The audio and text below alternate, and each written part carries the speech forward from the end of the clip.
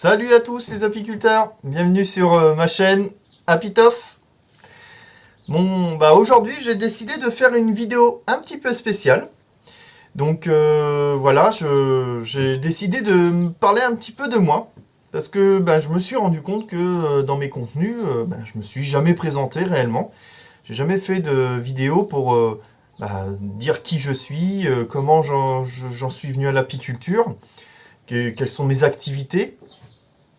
Et c'est vrai que la chaîne elle augmente bien et je suis très content d'ailleurs, hein. On est à plus de 3500 abonnés. Donc, bienvenue à tout le monde, hein, et merci de me suivre, c'est super.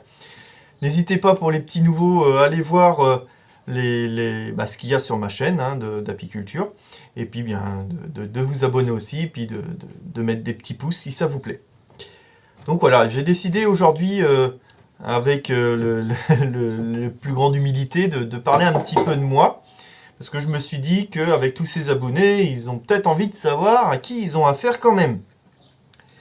Donc je vais me présenter.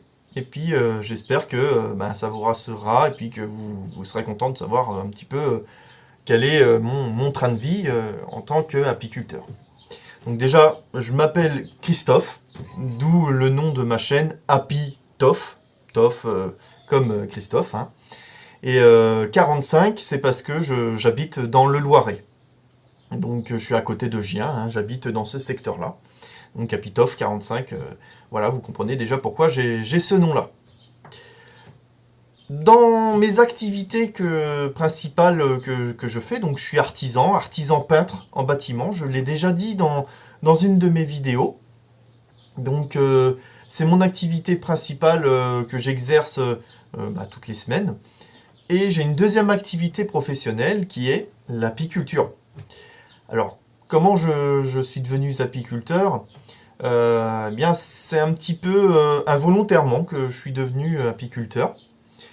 C'est à l'époque où j'ai acheté une vieille maison que j'ai refaite entièrement avec ma petite femme, ma famille, que j'ai découvert l'apiculture. Parce qu'au moment de l'acheter, les personnes qui vendaient cette vieille bâtisse, elles m'ont dit, hein, des personnes un peu âgées, m'ont dit, voilà, vous verrez, il y a une vieille ruche dans le fond du terrain, peut-être qu'elle est encore peuplée, on ne sait pas. Mais alors, dans le fond du terrain, c'était au milieu des bambous, au milieu des lierres, et c'était, voilà, un peu calamiteux. D'ailleurs, quand je suis allé voir, je ne l'ai même pas vu au départ. Et c'est comme ça que j'ai eu ma première ruche. Alors, est-ce que ça vous intéresse de voir justement cette première ruche et ma première action, entre guillemets, sur une ruche? Et puis, je vous explique un petit peu plus après mon parcours. Mais regardez tout de suite. Donc nous voilà auprès de la ruche, hein. On a acheté une maison mais il y avait une ruche. Et voilà, dans un piteux état, hein. On va s'approcher un peu. Donc il y a déjà l'enfumoir auprès, hein, pour prévenir un petit peu, hein, qui est là. On va leur remettre un petit coup. Voilà, hein. Ça les prévient un petit peu qu'on va travailler auprès de la ruche. Vous voyez, hein, les plaintes d'hier. Et pourtant, hein, il y a ce qu'il faut. C'est vraiment dommage de ne pas avoir pris soin de cette ruche. Allez, on va travailler un peu dessus. Donc voilà, hein, ma première ruche, comme vous pouvez voir. Et encore, sur la vidéo, j'avais déjà enlevé un petit peu des lierres et tout sur l'entrée. Mais la ruche était bien active. Alors j'ai malheureusement pas filmé l'ouverture de cette ruche au départ, mais c'était calamiteux. Euh, vous savez, on dit souvent, pour jouer, quand on joue à la pétanque, hein, vous allez me dire, mais qu'est-ce qu'il nous raconte? Quand on joue à la pétanque sur un terrain pourri, il y a des cailloux partout, on sait jouer sur tous les terrains. Et là, je peux vous dire que cette ruche-là, ça m'a permis de voir un peu le pire du pire, quoi. Et c'est vrai que c'est pas quand on débute, c'est pas forcément l'idéal. Quand je l'ai ouvert, déjà tous les cadres étaient collés. Mais collés, quand je dis collés, c'était collés. On ne pouvait pas les sortir. Impossible de sortir les cadres. Je sais pas, ça faisait peut-être 10-15 ans que la ruche était là et que personne n'y avait touché. Et elle était peuplée. Elle était peuplée donc d'une souche locale, noire, hein, donc Voilà, aujourd'hui je peux vous le dire, parce que bon, maintenant je connais les souches des abeilles. À l'époque, je ne savais pas. Et bon, bah, il a fallu que j'apprenne un petit peu l'apiculture, forcément. Donc aujourd'hui, je suis dans ma 7e année d'apiculteur. Et bon, c'est vrai que l'apiculture, on en apprend toujours. Et je pense que tout le long de la vie d'un apiculteur, on en apprend à chaque fois sur nos abeilles et sur les choses à savoir sur la ruche, les maladies, etc. Mais pour ça, il a fallu que je lise beaucoup de revues. J'ai regardé aussi beaucoup de vidéos, notamment sur YouTube, hein, comme beaucoup font. Je n'ai pas fait de formation de 2-3 jours. J'ai préféré me former, hein, entre guillemets, moi-même, parce que j'ai eu la chance, c'est que dans mes amis proches, j'ai une personne qui a 70 ans à peu près aujourd'hui, qui est apiculteur, qui est à la retraite, mais qui complète son salaire de retraité avec l'apiculture.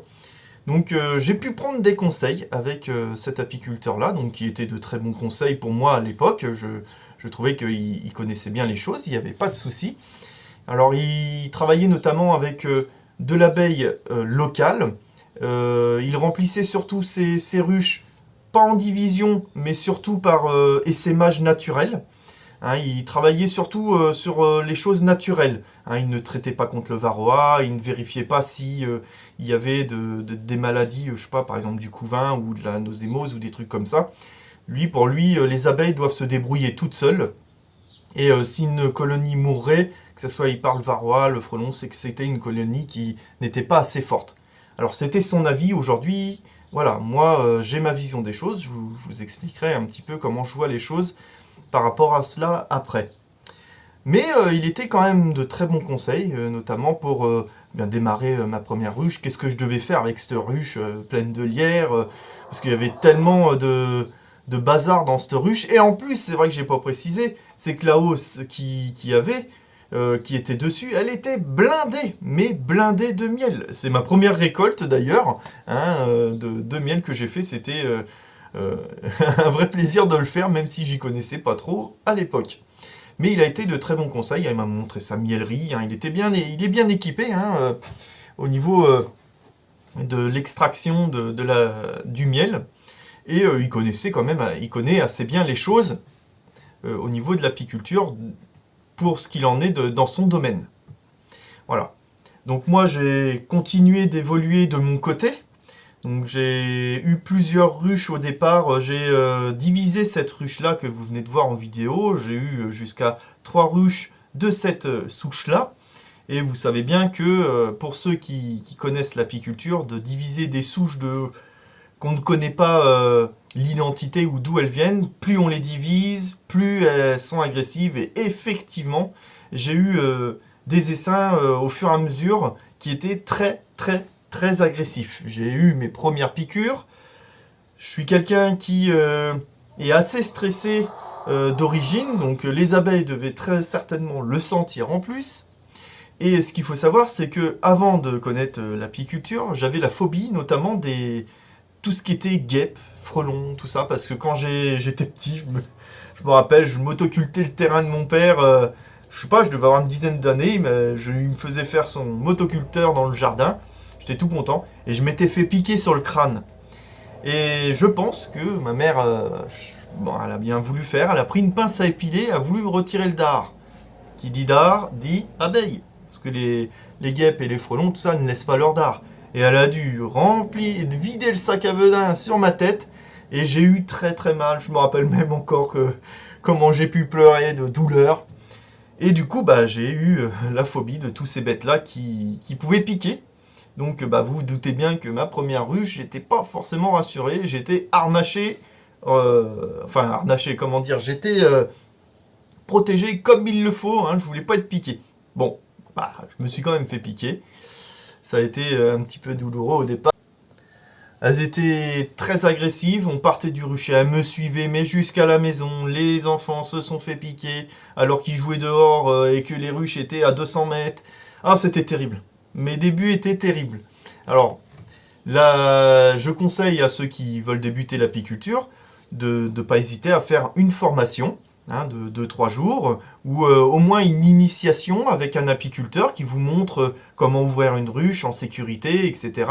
Alors moi, je l'ai fait sur les conseils de cet ami de 70 ans que j'appelle, qui s'appelle Dédé, André, pour les personnes qui le connaissent, qui est à côté de Vierzon. Donc j'ai suivi ses conseils, j'ai fait ce que je pouvais. Le temps a avancé, donc forcément on évolue.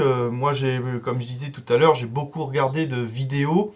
Notamment, j'ai beaucoup aimé les vidéos de Fred l'apiculteur sur l'élevage, par exemple, ou Maruche, avec les rennes de Fred, que j'aime bien aussi au niveau de l'élevage. Il y a aussi Céline Gobin qui est très très bien au niveau des conseils en apiculture. Beaucoup parlent d'une saison aux abeilles, donc j'en ai regardé aussi pas mal de ces vidéos. Après, c'est pas forcément celle que je préfère. Après, c'est ce que fait Léandre, c'est très bien, mais c'est pas celle que forcément je préfère. Après, voilà, chacun voit midi à sa porte et regarde ce qu'il veut. Il y a aussi le rucher d'Arpelli, où pareil, je trouve que c'est un apiculteur qui est très propre dans ce qu'il fait. C'est quelqu'un qui doit être assez minutieux, assez maniaque même, je pense, et qui fait les choses très propres, très cadrées, et je trouve que c'est plutôt bien. Et voilà, donc à suivre toutes ces vidéos, forcément, on évolue. Mais j'ai lu aussi beaucoup de choses sur les souches, notamment les différentes sortes d'abeilles, que je ne savais pas à l'époque qu'il y avait différentes sortes d'abeilles. Donc voilà. Et au fur et à mesure du temps que j'ai évolué, je me suis décidé à sélectionner un peu plus mes ruches. Donc là, qui dit sélection, dit élevage de rennes. Donc là, il y a vraiment quelques années en arrière que j'ai commencé à vouloir élever des rennes qui soient de bonne qualité. Alors j'étais encore sur de la locale, de la noire, mais dès que c'était agressif, moi je cherchais pas. Voilà, j'ai enlevé la reine et puis j'ai essayé de remettre une reine qui calmait un peu tout ça. J'ai récupéré pas mal d'essaims, soit je posais des ruches à un endroit que des personnes disaient qu'il y avait des essaims qui passaient tous les ans. Donc je récupérais quelques essaims comme ça, mais c'était encore des essaims sauvages, où j'en ai récupéré moi-même, par des personnes qui m'ont appelé, mais encore une fois c'est pareil, c'est des essaims qui sont sauvages.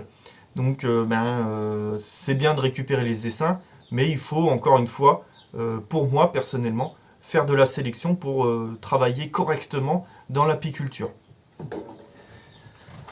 Donc maintenant, aujourd'hui, c'est vrai que j'ai bien évolué et c'est grâce aussi à l'aide d'une autre personne. Alors, comme je vous ai dit, moi je suis artisan peintre et dans mon métier, j'ai déjà côtoyé d'autres peintres en bâtiment. Et il s'est avéré que dans l'un de ces personnages, eh bien, il y en a un qui était apiculteur. Je ne le savais pas, je l'ai appris par hasard comme ça. Et il s'appelle Gilles. Voilà, donc il habite dans le Cher aussi. Et en parlant avec lui, j'ai appris qu'il était apiculteur, donc pareil, de très très bons conseils.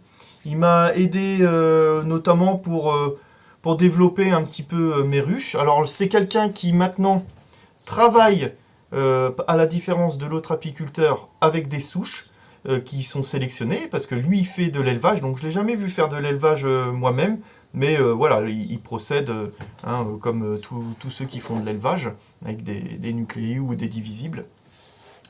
Et bien, ce qui est bien, c'est que j'ai pu parler de souches, de sélection, et lui travaille notamment avec de la Buckfast, de la caucasienne, et il aime bien d'ailleurs les croisements Buckfast caucasienne, qui apportent certaines qualités, pour les qualités que lui recherche. Et il possède aussi quelques ruches de noir locales, parce que pour lui c'est important de garder l'abeille qui vient de France, donc il a tout à fait raison dans ce sens. Donc il a été de très bons conseils, il est toujours de très bons conseils, il suit encore mes vidéos aujourd'hui, et quand je fais un raté ou un loupé, il n'hésite pas à me le dire ou à m'appeler. Et on s'échange les idées ensemble hein, quand on se voit. Donc merci à toi Gilles et puis à ta petite femme. Hein. Donc c'est quelqu'un qui fait de l'apiculture, lui, depuis ses 15 ans. Donc aujourd'hui, il a une cinquantaine d'années, un truc comme ça, même pas, je sais plus. Enfin, je sais pas exactement. 50... ouais, je vais pas dire de bêtises, hein, je vais pas te vieillir, je vais dire une cinquantaine, voilà. Et ils ont eu jusqu'à, il me semble, 250 ou 300 ruches avec sa petite femme. Et c'est vrai que bon bah ça c'est assez fluctuant hein, de toute manière avec le varroa, les conditions climatiques, le frelon asiatique, donc il en a eu plus ou moins selon les années. Alors il subit aussi les conséquences hein, comme nous, voilà, hein, les mielés sont pas superbes dans notre secteur et puis bon bah c'est pareil pour tout le monde. Mais il a son activité aussi de peintre en bâtiment et sa deuxième activité avec sa femme en tant qu'apiculteur. Donc voilà comment que j'ai appris l'apiculture et évolué jusqu'à aujourd'hui. Donc moi personnellement j'aime beaucoup la sélection. La sélection des abeilles, de bien choisir ses souches pour qu'elles soient notamment les plus douces possibles. Comme je vous disais, hein, je suis un peu peureux des piqûres, mais voilà, beaucoup moins qu'au début. Hein, et encore, maintenant, vous voyez certaines vidéos où je suis sans gants, et des fois je les remets parce que justement j'ai peur un peu de ces piqûres qui me rappellent mon enfance, bon bref. Mais je travaille quand même sans gants, d'où l'intérêt de sélectionner bien ces souches d'abeilles. Donc moi je travaille surtout avec de la Buckfast, même surtout même que de la Buckfast. En ce moment dans mon rucher j'ai un essaim qui est encore de la noire locale, mais que je suis, vous savez, c'est pour ceux qui ont déjà vu les vidéos, c'est la ruche qui est un peu agressive, un peu excitée. Donc c'est de la noire locale, mais je suis en train de la remérer pour qu'elle devienne de la Buckfast. Mais le temps que ça se remère et que tout se remette en place, hein, que les abeilles noires disparaissent et que ça soit remplacé par de la Buck, ça met un peu de temps. Donc j'ai encore un petit peu de noir local, mais par contre il n'y a pas de mâle dans ma zone de fécondation. Donc, comme je disais, j'aime faire de la sélection et du coup, je me suis intéressé grandement à l'élevage de rennes. Donc là, l'élevage de rennes, pour moi, je trouve ça génial, super intéressant. Donc, il y a beaucoup hein, de vidéos là-dessus, j'en ai fait quelques-unes. Bon, c'est vrai qu'il faudrait peut-être que j'en fasse de meilleure qualité. Mais celui qui veut faire de l'apiculture et de la bonne apiculture, c'est quelque chose qui devrait se pencher dessus. C'est vraiment sur la qualité de ses rennes, la qualité des souches qu'il va avoir. Donc moi personnellement, je travaille avec de la Buckfast comme je disais, mais je travaille aussi, donc je produis mes rennes personnellement, mais je travaille aussi avec d'autres éleveurs, d'où je leur achète leurs rennes pour, je veux dire, éviter les consanguinités dans mon rucher. Hein, c'est pour ça, parce que bon, mes rennes, voilà, elles sont faites aussi pour la vente, les essaims sont faits aussi pour la vente. Donc si on a tout le temps les mêmes rennes, les mêmes abeilles, les mêmes mâles, à un moment donné, ça fait de la consanguinité, c'est pas forcément bon. Pas forcément bon. Donc j'ai plusieurs éleveurs à qui j'achète des rennes sur la France et un en dehors de la France. Et voilà, de là, je fais mes sélections. Donc quand je fais mes sélections, eh bien, je choisis mes ruches qui produisent le mieux, mes ruches les plus douces, celles qui sont les plus hygiéniques, celles qui vont avoir une meilleure défense au niveau, que ce soit le varroa, mais aussi au niveau du frelon asiatique. Et c'est vrai qu'au fur et à mesure du temps, hein, mes ruches sont plus calmes, et c'est vrai que ceux qui peuvent regarder mes vidéos voient que c'est quand même des ruches où les souches sont vraiment assez dociles. Aujourd'hui, le temps qu'on a est vraiment calamiteux et malheureusement, je pense que la récolte d'été là, va pas être terrible parce que ça fait quoi 10 jours qu'il pleut, j'ai eu 2 jours de beau et là aujourd'hui il a replu, là ce soir il fait un peu meilleur mais bon, il annonce toute la semaine de l'orage, de la pluie. Alors c'est très compliqué en ce moment. Voilà, j'ai eu de la récolte de printemps.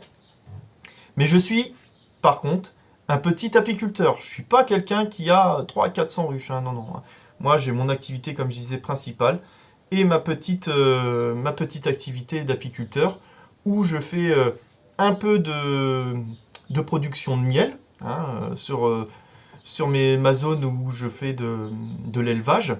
Et j'élève des rennes qui sont destinées soit à faire de nouveaux essaims pour moi, ou de nouveaux essaims qui sont destinés à la vente, ou encore des rennes fécondées de qualité pour les vendre aussi comme cela, donc de la Buckfast, qui sont généralement des rennes F1, hein, issues de rennes inséminées F0 que j'ai chez moi. Aujourd'hui, je m'intéresse de plus en plus, voilà, je vais vous dire le futur que je vois, je m'intéresse de plus en plus à l'insémination, justement, à faire des rennes inséminées moi-même. Et voilà, c'est quelque chose que je trouve aussi important. Alors, tout le monde n'est pas d'accord là-dessus, c'est vrai, mais les inséminés, ça apporte certaines qualités aux abeilles qu'on ne va pas retrouver si on fait que de reproduire des F1. Moi, mes F1, elles sont dans une zone saturée en mâle, Buckfast. Alors, c'est une zone saturée en mâle Buckfast, mais il peut y avoir aussi une certaine hybridation. Donc, je sature un maximum, mais on peut dire qu'à 70-80%, ça va être fécondé par mes propres ruches de production de mâles. Après, il peut toujours y avoir une petite dérive, mais généralement, mes ruches sont assez homogènes sur ce plan-là. Et pour justement avoir vraiment de la Buckfast pure, entre guillemets, je m'intéresse fortement en ce moment à faire bien de l'élevage de rennes en inséminé. Donc j'ai quand même déjà bien étudié le projet, je suis bien avancé dans mes idées.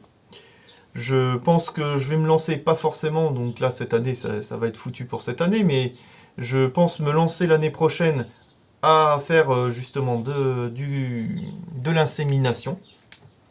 Et je mettrai certainement des vidéos pour cela. J'ai d'ailleurs, c'est vrai que j'en ai pas encore parlé, j'ai un site hein, personnel où vous pouvez retrouver les produits que je vends de mon rucher, enfin les produits que je vends. C'est surtout les essaims, les cellules royales ou les rennes que je vends. Et je le mettrai en description, peut-être pas cette fois-ci, parce que j'aimerais faire une vidéo hein, spéciale justement sur ce site-là, pour l'achat de ce que je vends par rapport à mon rucher. Donc voilà. Donc je pense que vous savez un peu tout de moi. J'espère que ça vous plaira cette petite vidéo. N'hésitez pas hein, à ceux qui ont vu cette vidéo déjà de vous abonner et puis de regarder mes vidéos dans ma chaîne. J'espère que ça va continuer d'évoluer comme ça. Moi, mon intérêt de faire cette chaîne, ça a été non seulement de montrer ce que je sais, mais aussi de montrer un petit peu, pour ceux qui regardent mes vidéos, les astuces que j'ai. Des fois, on n'a pas forcément toujours l'argent pour acheter. Acheter l'apiculture coûte assez cher. Et voilà, il est toujours possible de fabriquer ses propres ruches, ruchettes, ses cadres, avoir toujours des idées comme faire un sou de cire pour fixer ses gaufres sur ses cadres, etc. Donc si vous farfouinez dans ma chaîne, notamment sur la playlist au niveau astuces, vous allez retrouver des vidéos. Moi je suis quelqu'un qui aime me débrouiller aussi par moi-même. Je veux dire, j'aime bien trouver une solution avant d'aller chercher quelque part, acheter tout de suite. Moi, je préfère essayer de voir si je peux pas trouver une solution par moi-même. Voilà. Après, si je trouve pas la solution, j'achète ce qu'il faut et puis voilà, je me débrouille comme ça si je trouve pas la solution face aux problèmes que j'ai. Mais je suis quelqu'un qui est assez débrouillard et j'aime montrer par mes vidéos si ça peut aider certains dans ce sens. Mes vidéos aussi, c'était aussi dans le but d'aider les débutants. Hein, on voit des vidéos vraiment basiques, comment allumer un enfumoir, des petits conseils pendant les vidéos, comment reconnaître les couvains, notamment les différents couvains, couvains de mâles, couvains d'abeilles, les cellules royales, etc. Hein, donc voilà, moi c'est destiné à ça. Pour ceux qui aiment l'apiculture tout court, et puis aussi recevoir des conseils de ce que je pourrais faire de mal dans les commentaires. Alors c'est vrai, certains des fois mettent des commentaires pas très sympas. Bon, moi après, c'est pas constructif, donc ceux qui mettent des commentaires comme ça, il n'y a aucun intérêt pour moi, mais bon, après, vous faites comme vous voulez. il y a la libre pensée, le libre droit de parler. Le fait est que les commentaires constructifs où il y a des conseils, peut-être une mauvaise manipulation de ma part, des choses comme ça, pour moi c'est très important. Donc je vous remercie dans ce sens. Et voilà, s'il y a de nouveaux abonnés qui veulent venir voir ma chaîne et donner des petits conseils, ben, n'hésitez pas, moi ça me fait toujours plaisir. Et si c'est vous qui avez besoin de conseils, n'hésitez pas à venir me le demander. Donc j'ai une page Facebook aussi, hein, où vous mettez Apitof45, vous allez me retrouver. Je diffuse aussi largement mes vidéos là pour pouvoir toucher un petit peu tout le monde dans l'apiculture pour faire connaître ma chaîne et puis faire profiter des conseils ou des vidéos que je fais. Voilà. Donc je pense que j'ai rien d'autre à rajouter. Merci en tout cas à tous ceux qui me suivent jusqu'à aujourd'hui. J'espère que cette vidéo-là vous aura plu. Je vous encourage à mettre toujours un petit pouce bleu. Et sur ce, j'espère que la prochaine vidéo, on se retrouvera au rucher. Et je vous dis à très bientôt sur la chaîne Apitof. Allez, salut les amis!